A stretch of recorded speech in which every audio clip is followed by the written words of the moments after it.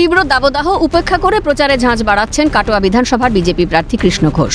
অগ্রদ্বীপে হেঁটে প্রচার বিজেপি প্রার্থী কৃষ্ণ ঘোষের দাবি, মানুষ শুধু পরিবর্তনের অপেক্ষায়। কর্মী সমর্থকদের উন্মাদনা তুঙ্গে। বর্ণাঢ্য শোভাযাত্রা করে সোমবার সকাল থেকেই অগ্রদ্বীপ এলাকার বিভিন্ন জায়গায় জনসংযোগ সারেন বিজেপি প্রার্থী। শুধু অগ্রদ্বীপ বাজার নয়, কাটোয়ার বিভিন্ন প্রান্তে জনসমর্থনে ব্যাপক সাড়া। বিজেপি প্রার্থী কৃষ্ণ ঘোষ বলেন, সাধারণ মানুষের মধ্যে একটা আলাদা উৎসাহ। মানুষ এই সরকার থেকে পুরোপুরি বিরক্ত হয়ে আছে আর পরিবর্তন চাইছে। যুবকদের প্রসঙ্গ টেনে তিনি বলেন, যুবকরা দিশেহারা, তারা চাইছে একমাত্র বিজেপি তাদের কর্মসংস্থানের ব্যবস্থা করে দেবে। মোদির উপর আস্থা রেখেছে সাধারণ মানুষ।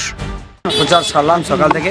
সাধারণ মানুষের মধ্যে একটা আলাদা উৎসাহ, শুধু অগ্রদ্বীপ বাজার নয়, কাটোয়ার বিভিন্ন প্রান্তে, যেখানে আমরা গ্রাম থেকে শহর যাচ্ছি, কাটোয়া, ডাঁইহাট, আর কালকে আমরা গেছিলাম আমাদের বিজয়নগর থেকে নিয়ে বিভিন্ন মুলটি, করই, কোয়াড়া, উরন্ডা, সিল্লে, অগ্রদ্বীপ, পলসনা, আর একটা জায়গায় মানুষ শুধু অপেক্ষা করছে 29 এপ্রিল, 15 বৈশাখ।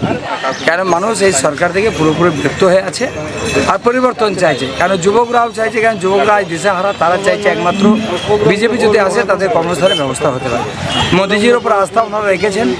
মহিলাদের সমর্থনের কথা উল্লেখ করে কৃষ্ণ ঘোষ বলেন, লক্ষ্মীর ভাণ্ডার নয়, তারা চাইছে একটা পরিবর্তন। এমন সরকার যারা সুরক্ষা দিতে পারে, নারীদের সম্মান রক্ষা করতে পারে। সেটা মোদির সরকার, বিজেপির সরকার। এছাড়াও যারা মায়েরা, বোনেরা, তারা আপনারা গতকাল দেখেছিলেন শ্রমিকদের সভাতে, শুধু মায়েদের চোখে পড়ার মতো ছিল। তারা লক্ষ্মীর ভাণ্ডারের চিন্তা করছে না, তারা চাইছে একটা পরিবর্তন, একটা যারা সুরক্ষা দিতে পারে, যারা নারীদের সম্মান রক্ষা করতে পারে, এমন সরকার। সেটা মোদিজির সরকার, বিজেপির সরকার। তাই প্রত্যেকটা মানুষ, মা থেকে বোন, সাধারণ পরিবার, যুবক থেকে যুবতী, প্রত্যেকজন চাইছে পশ্চিমবঙ্গে এবার পরিবর্তন হোক আর পশ্চিমবঙ্গকে সোনার বাংলা বানানো হোক, সুশাসন পশ্চিমবঙ্গে, আর এটা মোদিজি করতে পারে। ভোটমুখী বঙ্গে চড়ছে পারদ আর ঝোড়ো প্রচারে প্রার্থীরা। এই সার্বিক চিত্রই এখন গোটা রাজ্যে। ভোট যুদ্ধে জিততে মরিয়া সব দলই। এখন ফলের অপেক্ষা। কাটোয়া থেকে অরূপ সেনগুপ্তের রিপোর্ট, ক্যালকাটা নিউজ।